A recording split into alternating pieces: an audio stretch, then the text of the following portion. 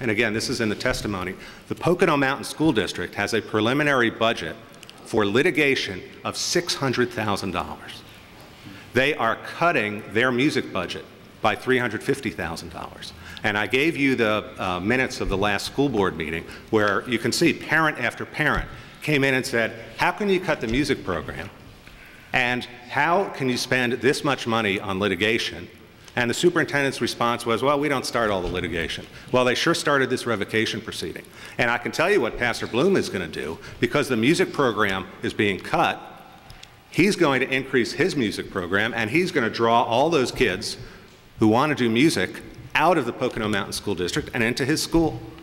And that's probably not what the public school district intended, but that's the result of it. They're spending all this money to fight us, cutting other programs, and they're going to lose as a result of that because they're not educating the kids correctly.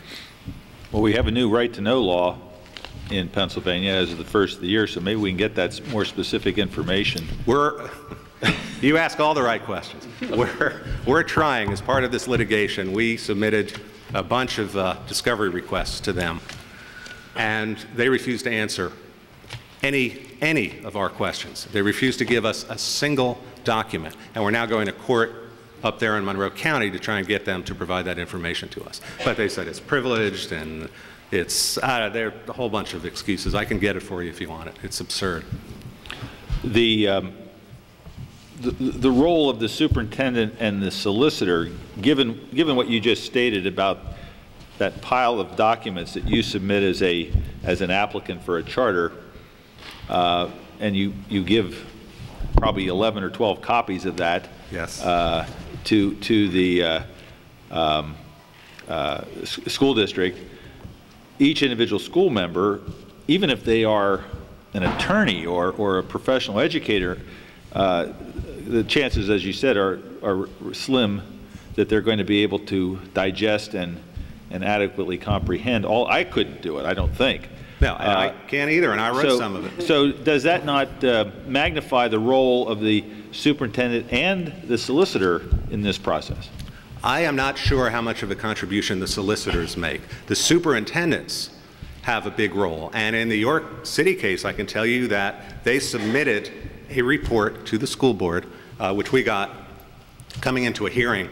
They handed it to us. We didn't get a chance to see it, and we had 1 hour to respond, which was basically my asking the administrative team questions, trying to establish that they had done a poor job on this report. And I've given you that report, and if you look through it, you'll see, as a piece of critical analysis, it was just garbage. For example, they challenged the curriculum that we had put together, saying there's no valid educational basis for this, but the people who had put it together gave them all kinds of sites to research. And when I asked them, well, did you read any of these cited articles? Well, no, we didn't.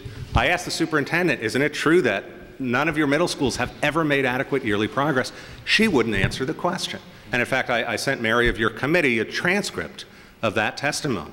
Another extreme example of how poorly this process works is that we testified at one point that we can put up a building for about $11 million. Now that's based on the expertise of Edison Learning. I assume it's true. We'll find out.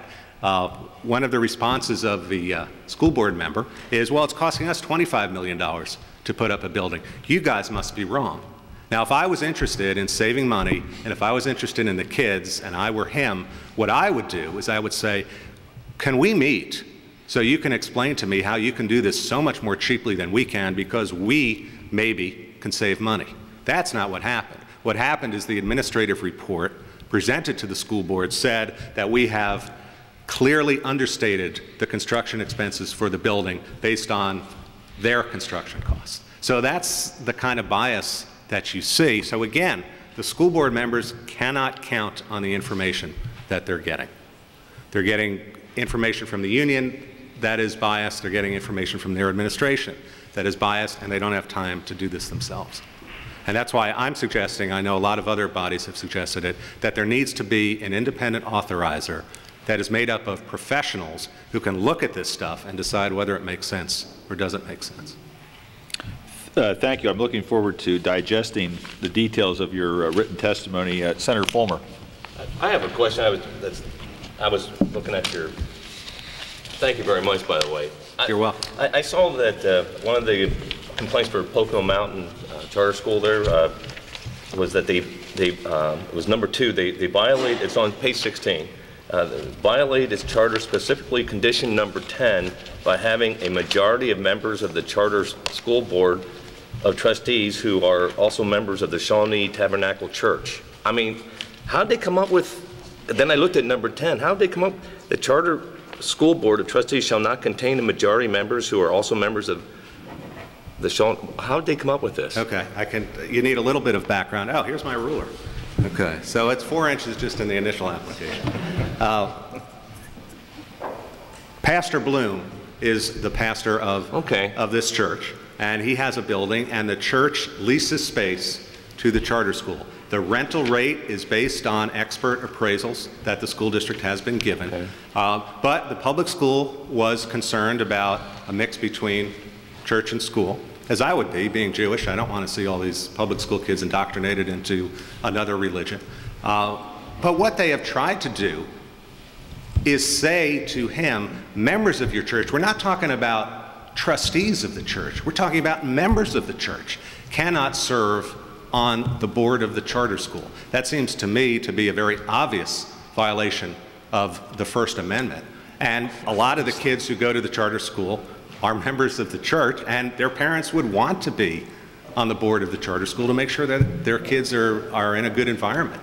And this school district just decided, no, you can't do that. It's because it's a sectarian. It's not a sectarian school, right? No. Believe me, I inspected it. And right. First time I went up, I mean, they asked me to do that. They said, you're a lawyer who knows a lot about charter schools. I fooled them to that point. And they said, would you walk around the building and make sure that we don't have anything inappropriate here? And I did. I didn't see anything. But there you got it. And it's because no one from the school district visits the charter school. They don't know. Well, thank you. That just popped out at me. Okay. Thank you very much. That's all. Chair, thanks to the gentleman. Senator Waugh. Just a comment, Mr. Chairman. I'd like to thank Attorney Fennick for being here. I'd like to thank him for his hard work and advocacy on part of this school. You're welcome. I know it's meant a lot, and it's helped to. It's been a tough road, but as you can see, when you look through this, you'll see the trail of it, and he's been there the whole way. Not bad for, in his words, a northeastern liberal. Right. A pro-union northeastern liberal. Whoa. Thank you, sir. You're welcome. Chair, thanks to the gentleman. Mr. Fennick, we thank you for your testimony, and as I said, I'm looking forward to getting into the details, and we may have some follow-up for you. Thank you very much, Senator. Thank you.